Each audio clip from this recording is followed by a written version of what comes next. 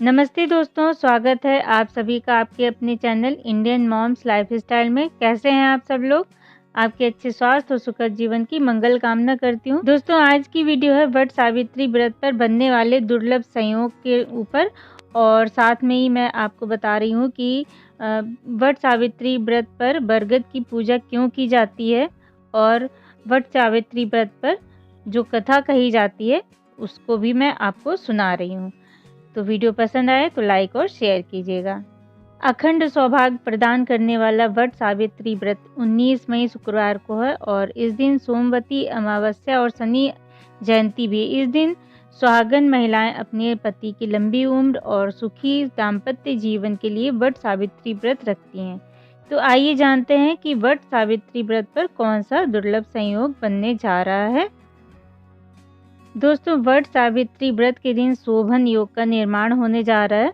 यह शोभन योग 18 मई को शाम 7:37 से लेकर 19 मई को शाम 6:17 तक रहेगा।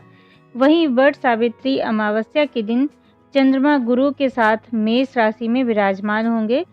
इससे गज केसरी योग का निर्माण होगा। साथ ही इसी दिन शनि जयंती है, और शनि अपनी कुंभ राशि में विराजमान होकर शेष योग का निर्माण करेंगे। तो दोस्तों, वट सावित्री में बरगद पेड़ की पूजा क्यों होती है? क्योंकि वट वृक्ष एक देव वृक्ष माना जाता है। ब्रह्मा, विष्णु, महेश और सावित्री भी वट वृक्ष में रहते हैं। प्रलय के अंत में श्री कृष्ण जी इस वृक्ष के पत्ते पर प्रकट हुए थे, और तुलसीदास ने वट वृक्ष को तीर्थराज का छत्र कहा। ये वृक्ष न केवल अत्यंत पवित्र है, बल्कि काफ़ी ज़्यादा दीर्घायु वाला भी है। लंबी आयु, शक्ति, धार्मिक महत्व को ध्यान में रखकर इस वृक्ष की पूजा होती है। पर्यावरण को ध्यान में रखते हुए इस वृक्ष को ज़्यादा महत्व दिया जाता है। तो दोस्तों, वट सावित्री पौराणिक कथा के अनुसार मद्र देश में अश्वपति नाम के धर्मात्मा राजा का राज था। इनकी कोई संतान नहीं थी। संतान प्राप्ति के लिए राजा ने यज्ञ करवाया, जिसके शुभ फल से कुछ समय बाद उन्हें एक कन्या की प्राप्ति हुई। इस कन्या का नाम सावित्री रखा गया। जब सावित्री विवाह योग हुई तो उन्होंने धूमत्र सेन के पुत्र सत्यवान को अपने पति रूप में वरण किया। सत्यवान के पिता भी राजा थे, परंतु उनका राजपाट छिन गया था, जिसके कारण वे लोग बहुत ही दरिद्रता के जीवन व्यतीत कर रहे थे।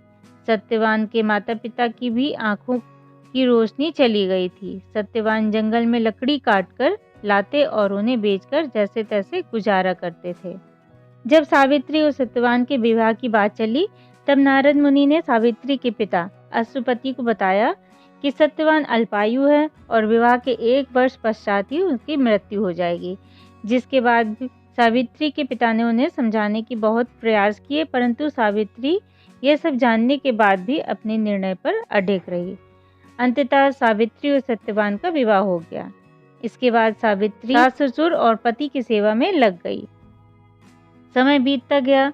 वह दिन भी आ गया जो नारद मुनि ने सत्यवान की मृत्यु के लिए बताया था। उसी दिन सावित्री भी सत्यवान के साथ वन को गई।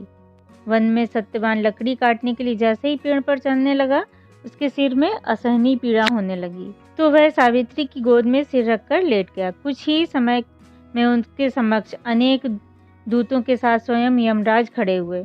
यमराज सत्यवान की आत्मा को लेकर दक्षिण दिशा की ओर चलने लगे। पतिव्रता सावित्री भी उनके पीछे चलने लगी।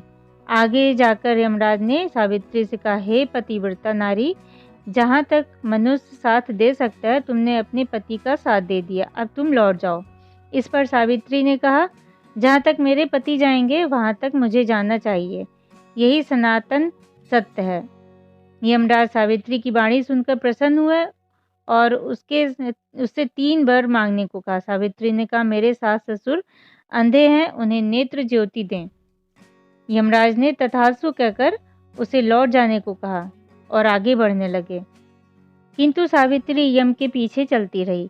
यमराज ने प्रसन्न होकर पुनः वर मांगने को कहा। सावित्री ने वर मांगा, मेरे सास ससुर का खोया हुआ राज उन्हें वापस मिल जाए। इसके बाद सावित्री ने यमदेव से वर मांगा, मैं सत्यवान के 100 पुत्रों की मां बनना चाहती हूँ, कृपा कर आप मुझे यह वरदान दें। सावित्री की पति भक्ति से प्रसन्न होकर सावित्री को तथास्तु कहा, जिसके बाद सावित्री ने कहा कि मेरे पति के प्राण तो आप लेकर जा रहे हैं, तो उसके बाद पुत्र प्राप्ति का वरदान कैसे पूर्ण होगा। तब यमदेव ने अंतिम वरदान को देते हुए सत्यवान की जीवात्मा को पास से मुक्त कर दिया।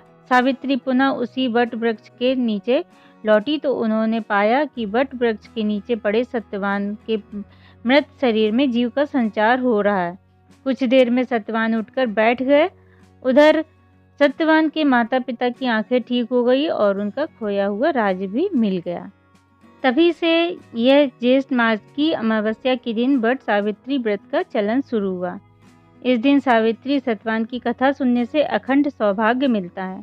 तो दोस्तों, ये थी व्रत कथा, और वीडियो पसंद आई हो तो लाइक और शेयर कीजिएगा। फिर मिलते हैं अगली वीडियो में, तब तक के लिए राधे राधे, जय माता की।